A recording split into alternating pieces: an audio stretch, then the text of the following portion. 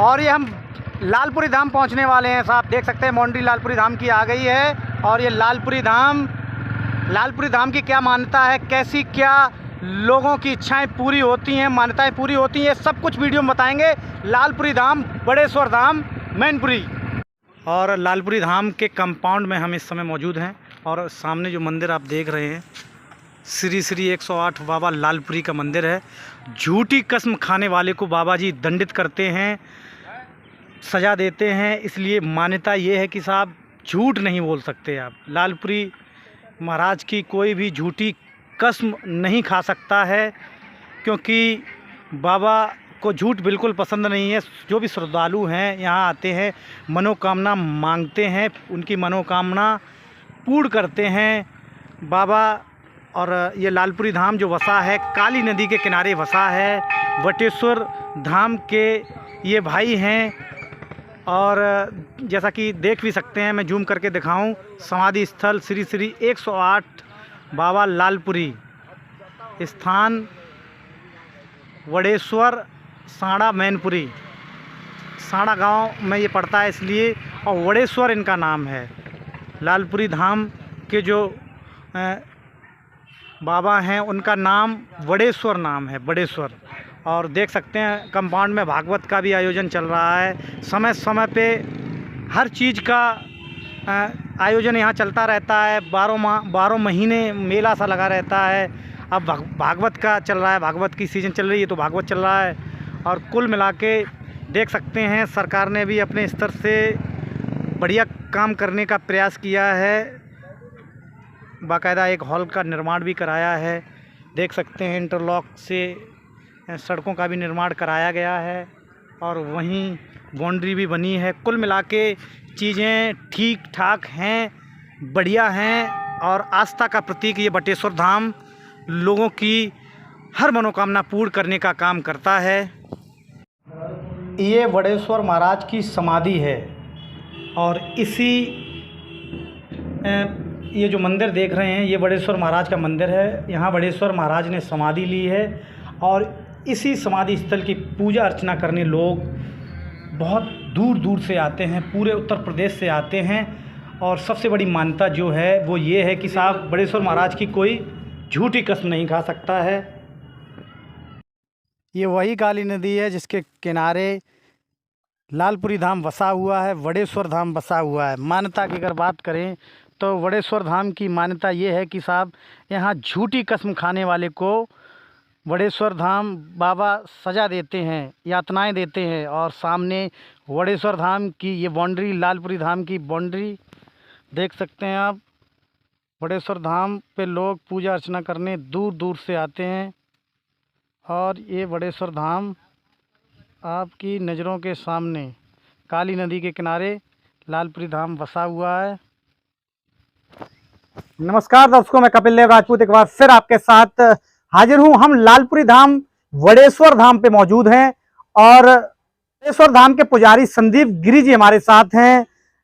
पुजारी जी, बड़ेश्वर धाम के लिए ये कहा जाता है, लालपुरी धाम के लिए ये कहा जाता है कि साहब यहाँ की मान्यता ये है कि यहाँ लालपुरी धाम पे कोई झूठी कसम नहीं खा सकता है। यहाँ की कसम सर्वोपरि है। यहाँ अगर कसम अगर किसी ने झूठी खाई, किसी भी श्रद्धालु ने, तो उसे सजा देते हैं। कैसे क्या मानता है, आप थोड़ा संक्षेप में बताइए। श्रद्धालु नहीं, जैसे किसी घर में चोरी या किसी का कुछ निकल जाता है या कोई वैसा विवाद है, तो अगर वो यहाँ पर कसम के लिए आते हैं तो पहले यहाँ पे सूचना होती है।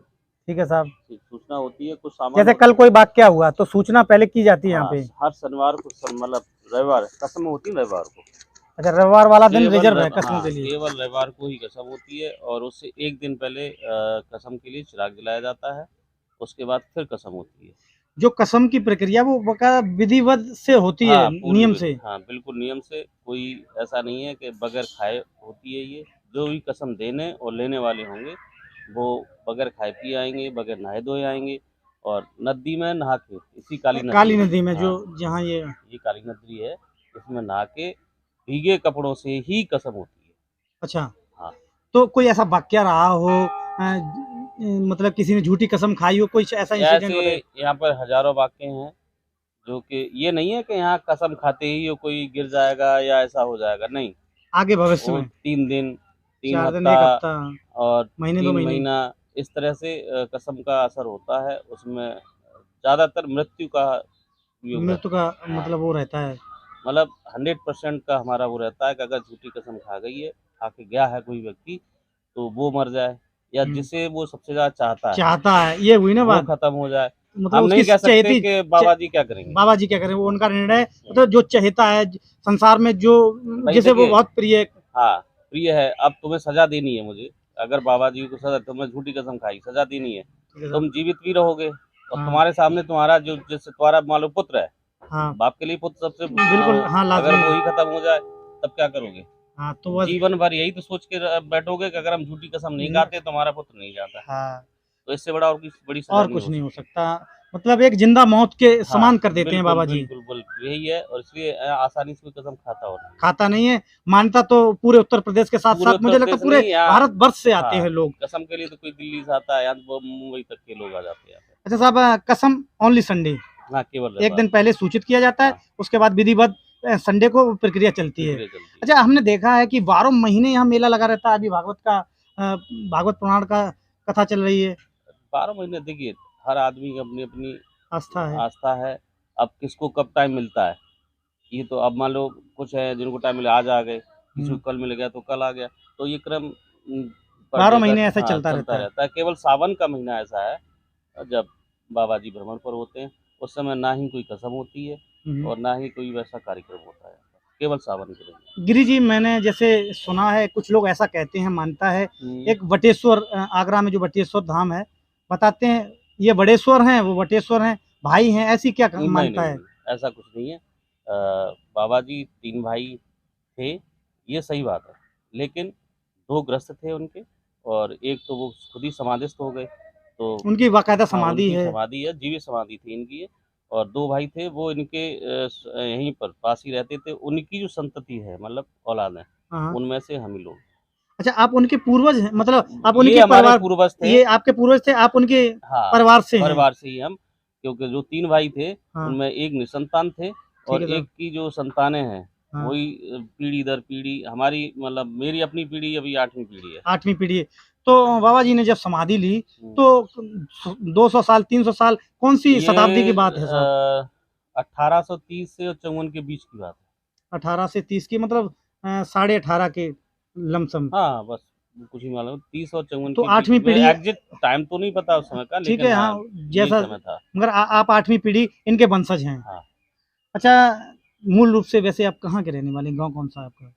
देखिए जो मुझे जितनी जानकारी पीछे से मिलती आ रही है जो आपके पूर्वजों ने हाँ, बताई हो आपको, जो पहले अभी हम लोग संकेसा से निकले थे, अब संकेसा में पहले कहाँ से आए ये हमें नहीं मालूम। वहाँ का नहीं, वहाँ से यहाँ तक की तो हाँ, कहानी ये पता वहाँ है। से यहाँ तक का तो पता है, संकेसा से ये जो है संकेसा से यहाँ तक आए थे और इसी काली नदी के वो उससे ही आए थे। ये सुबह-सुबह स्नान कर रहे थे वहाँ पर, ठीक है साहब। तो उसमें उनको कोई पत्ता मिला था यहाँ। हाँ, पीपल हाँ। का वृक्ष आज भी है वो। अच्छा, अच्छा। एक वो सबसे पुराना है और एक ये पेड़ है ये अब वाला जो पीपल दिख रहा है, वो वाला? नहीं, नहीं, नहीं, वो अच्छा, सड़क जो गेट के बाहर है। उस तरफ है, हाँ, बाइक खड़ी कर देते हैं हाँ, वहाँ। हाँ, वहाँ ठीक है पर एक साहब। पीपल तो उसका पत्ता उनको अब उन्होंने उस पत्ते में क्या देखा, वो तो वही जाने। बिल्कुल, बिल्कुल, उनके उस समय की पत्ते बात के है। सारे ही चले आए थे यहाँ पर यहाँ पे फिर और उन्होंने बाकी के परिवारजन तो उनके बाद में इनको ढूँढते हुए आए थे यहाँ पर। फिर वो लोग भी यहीं एस्टेब्लिश हाँ, हो वो गए। एस्टेब्लिश तो हुए। आप लोग जैसे यहीं रहते हैं, इसके अतिरिक्त भी आवास बना रखा है? देखिए, एक यहाँ पर आवास है, ठीक है एक साहब। हमारा गाँव आवास है, गाँव कौन-सा? सांडा। साड़ा में रहते हैं, वो हुँ, जैसा कि उसमें मेंशन किया गया है। हाँ। अच्छा साहब, जानना हम ये भी चाहते हैं कि हुँ, साहब, कहा जाता है हिंदुत्व की सरकार है, हुँ, भाजपा की सरकार है, हुँ। सरकार से कोई योगदान बाउंड्री के लिए या पंडाल के लिए कुछ मिला हो समय-समय पे? हाँ, अभी जब से ये भाजपा की सरकार। योगी जी की शासन आया है, तब से उन्होंने हमारा ही मंदिर क्या, सभी मंदिरों के लिए किया है तो सौंदर्यीकरण के लिए पैसा खर्च किया। सौंदर्यीकरण तो यहाँ भी थोड़ा-सा आ गया। जैसे बाउंड्री हो गई और आपका ये स्थानीय विधायक नोत्री जी ने कुछ दिया है? हाँ, या हम देखो ज़रिया वो ही है। बहरहाल धारा तो अभी वहीं से बह रही है, हाँ, योगी जी की। योगी जी का उन्होंने उनको आदेश दिया, उन्होंने चिन्हित अपने करके विधायक इसको को भेजा दिया, अपने बिल्कुल, विधायक को भागनोत्री जी ने इसको चिन्हित करके दिया कि भाई इसका सौंदर्यीकरण होना सौंदर्यीकरण चाहिए। होना चाहिए, बिल्कुल लाज़मी तो है। फिर उन्होंने आगे दिया तो हम तो भाई श्रेय तो अग्निहोत्री जी को ही जाता है। बिल्कुल, बिल्कुल, वो अगर पहल ना करते तो वहाँ हाँ, तो पहुँचते अगर कैसे? उनकी पहल नहीं होती तो ये संभव नहीं था। बिल्कुल, लाज़मी है। हाँ।